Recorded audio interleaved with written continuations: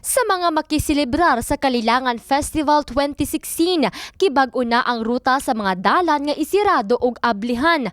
Kung kaniadto, magsugod ang pagsirado sa Sampaguita Street karong tuiga, gibag-o kini og gisibog sa pikas linya. Sirado na ang dalan sa Rambutan Street corner Champaka. Samtang kung gikan sa downtown, magsugod kini sa Lapu-Lapu Street corner Champaka. Adunay exit point sa Sampaguita Lapu-Lapu o Rojas Lapu-Lapu. Samtang nagpabili ng entrance sa may Pendaton Corner Velasquez Street. Kung gikan sa National Highway, pwedeng moagi sa Marist Avenue paubos sa Pendaton Avenue. Aduna usay exit point sa Balimbing Street, corner Balagtas Street. Magsugod ang pagsirado gikan alas 4 sa hapon hangtod na alas 2 sa kadlawon matag adunay dakong selebrasyon sa Oval Plaza.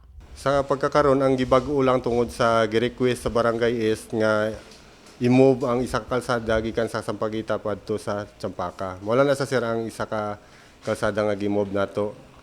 Sa gikan sa pagsugod sa Kalilangan sukad pa kaniadto mao na siyang kalsada nga to ginari-road. So kani siya maagihan wag ni sakyanan gihapon siya. Oo. Pero og gusto nimo nga mo kuan ka madali ka makaabot lakawon nimo. So magantos kitag atong kuan kakapoy para maabot sa ubal. Samtang, kung aduna kuno'y sakyanan nga mosulod sa entrance ug exit points, aduna kuno sila mga gate pass nga gikan sa mga organizers. Nagpahimang usab ang mga kapulisan sa mga adunay sakyanan ilabi na ang mga single motorcycle nga mas maayong adunay security device nga imontar. Nay bakante di ang mga kalsada di lagi naturay sila magpark. So pero kana siyang parkingan diya, dili namo sa mga taga-anog security ingon nga dili may lebtan nilang motor tungod sa kadaghan nga nagapark. Oh. So mas maayo gani nga magsuroy sila og suroy lang tuyo. Mag-commute na lang sila.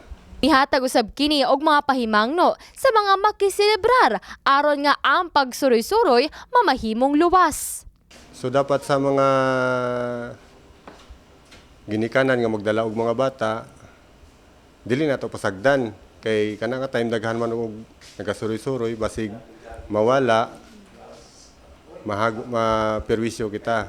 Sa atong mga komunidad nga nagpuyo diri sa Jinsan nga gusto mo lingaw-lingaw sa atong City Ubal, pasensya na lang gyud sa atong mga kalsada nga gi-reroute tungod lang maiwasan nato ang traffic.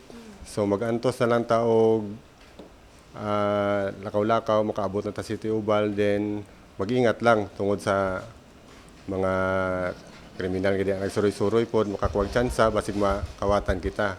Aduna na usab kuno'y naka-standby nga ambulance alang sa medical emergency og tangke sa Bureau of Fire Protection og mas gipahugot og mas daghan pa ang mga kapulisan nga mo'y bantay sa seguridad sa Kalilangan.